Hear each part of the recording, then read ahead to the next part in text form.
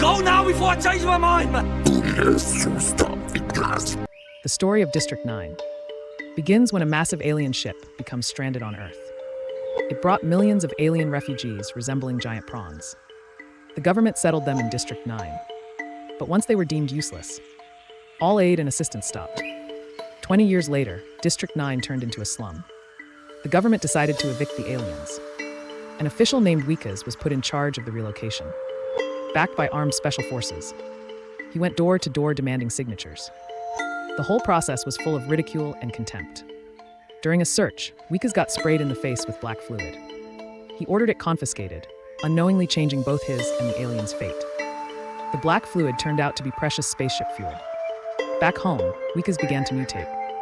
When doctors checked his right hand, they discovered a prawn-like claw growing from the wound. Wikas was immediately taken to a lab. Hoping to crack alien genetic tech, they tortured Wikas with electric shocks to force him to use alien weapons. The inhumane treatment was unbearable. Even though only one hand had mutated, his own people treated him as a monster. They even ordered his dissection to his face. In desperation, Wikas fled. But even after escaping, he became the target of a manhunt. They smeared him as a pervert who mated with aliens. Everyone turned on him. Even his wife's calls were intercepted. Out of options, Wikas hid in District 9. He returned to the house where he'd taken the fluid. But the red prawn chose to shelter him in the basement. He revealed that the spaceship had healing equipment, but the fuel had been confiscated. As his mutation worsened, Wikas made a desperate move. He stole 2 alien guns from local gangsters and broke into headquarters with the red prawn. They recovered the vital black fluid. But just as they were leaving, the red prawn discovered his dissected comrade.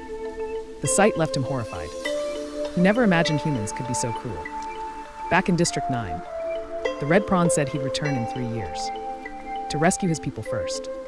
Wikas panicked. Desperate to be human again, he knocked out the red prawn and started up the control pod, trying to reach the ship for treatment. But it was hit by a missile midair. Wikas was captured on the spot, leaving the little prawn alone in the pod. Just then, the special forces began retreating, but a rocket from the gang stopped them. They weren't there to help. The gang boss wanted Wikas' mutant arm, believing eating it would give him powers. Just as they were about to cut off his arm, the little prawn inside activated the ship. A shockwave shattered glass across the region, stunning every human on site.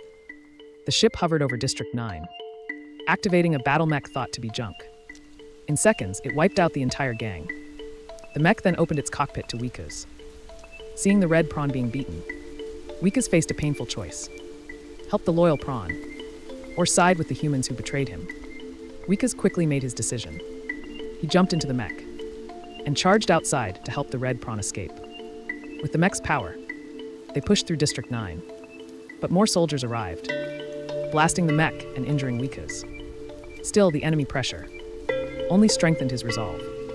Wikas fought back hard, drawing all fire to himself. The red prawn safely entered the pod. After a few skilled moves, the ship emitted a blue glow, lifting the pod into the sky. The captain tried to fire a rocket, but Wikas stopped him. The explosion blew off the mech's arm. Then a truck smashed it to the ground. Luckily, the prawns escaped. Wikas knew his mission was complete. He fell out of the ruined mech, right into the captain's hands. Seeing Wikas' mutated face, the captain was disgusted. He wanted to kill the ugly freak. But before he could act, a group of prawns rushed in and tore the captain to pieces. This proved Wikas had earned their trust. Together, they watched the ship above, carrying the mission to return home. Slowly, it left Earth. At that moment, Wikas' mutated eyes shined with more humanity than ever before. After that, Wikas vanished. No one knew what happened to him. Until one day, his wife found a rose, folded from metal at her doorstep.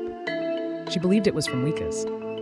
With this bittersweet ending, the film concludes. The red prawn's delayed return left fans with deep regret. But this unresolved ending forces us to reflect. We often see differences as threats and seek security through discrimination. But when war and profit bring chaos, who's to say you won't become the next Wikas?